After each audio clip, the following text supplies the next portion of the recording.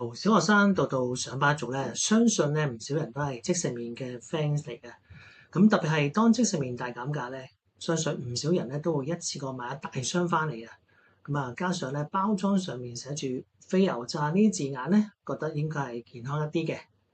嗱，包裝圖片啦，同埋湯底口味咧，相信咧係普遍市民咧選擇嘅一般條件啦。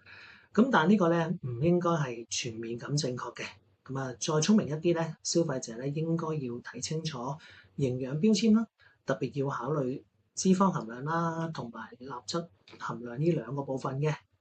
嗱，一包嘅即食麵咧，總脂肪含量咧有17.5克，約莫有1湯匙多啲。嗱，一包嘅普通即食麵咧，熱量可以高達440個卡路里，足夠有2碗白飯嘅熱量啊！咁但係又俾唔到一樣嘅飽足感嚟喎。咁另外咧，要細心閱讀鈉質嘅含量。嗱，一般即食麵咧，連湯包嘅鈉質含量咧，可以接近有1500毫克嘅喎。咁大概係全日建議上限嘅75%。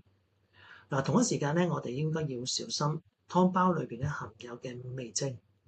嗱，味精又稱為谷氨酸鈉。有研究顯示咧，長期攝取過量咧，會令到部分人士咧出現心跳加速、頭暈、頭痛、作嘔、失眠、腸胃不適呢啲症狀嘅喎。咁所以咧，應該盡量咧唔好飲嗰個湯底啦。好啦，咁如果真係買咗好多翻嚟，咁其實有乜嘢方法可以平衡一下咧？咁嗱，其實每一次咧，我覺得加入大概半包嘅調味粉咧，味道其實已經好足夠噶啦。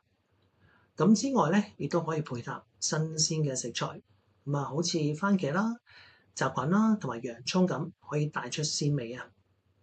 嗱，肉類方面咧，唔好再揀腸仔啊、午餐肉呢啲啦，脂肪爆炸嘅加工肉啦。其實可以轉配雞肉片啦、豬肉片、魚腐、魚蛋、魚塊。